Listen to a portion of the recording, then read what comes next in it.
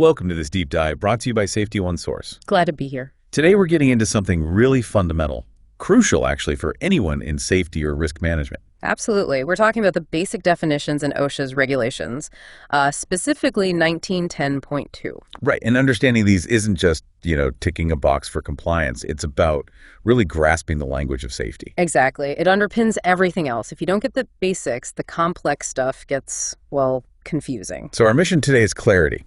Let's unpack these core terms from the source itself, OSHA 1910.2, and help you use them effectively. Sounds like a plan. Where should we start? Okay, first up, the Act.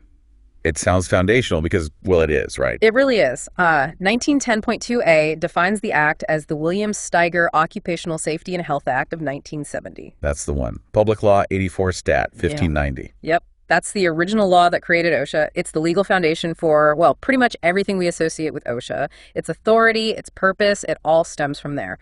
Got it. So that's the what's. Now, who's in charge? The Assistant Secretary of Labor. Simple one here. Defined in 1910.2b.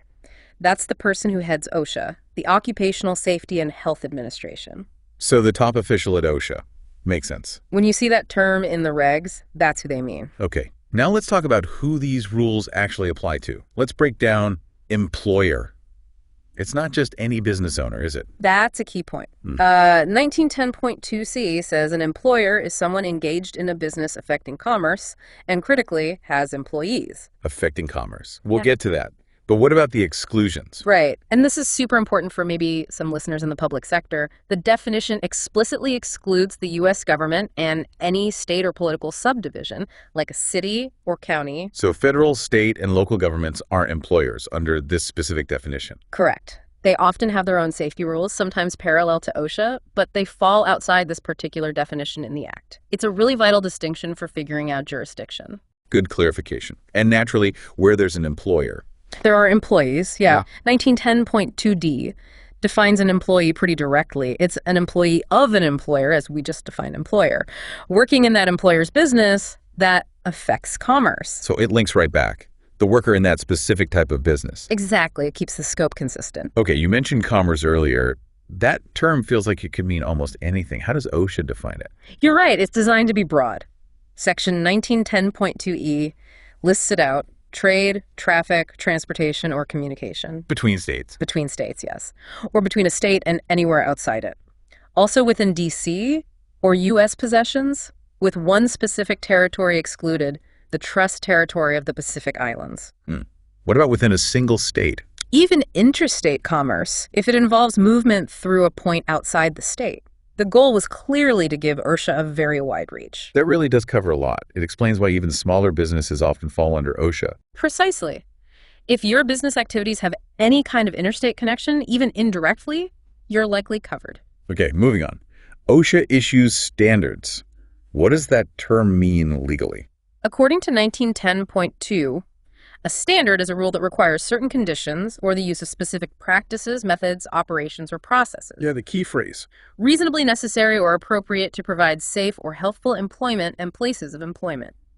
Think machine guarding, lockout, tagout, respirators. Those are standards. They tell employers what they must do. Gotcha. Then we sometimes hear about national consensus standards. What's the difference? Good one. A national consensus standard per 1910.2g has specific criteria.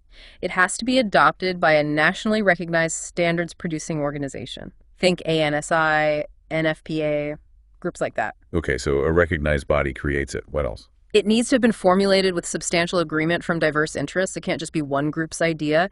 There has to be broad buy-in. And OSHA's role? The Assistant Secretary has to officially designate it as such, usually after consulting other federal agencies. So it signals a widely accepted best practice. So it carries weight because of that broad agreement. Okay, last one.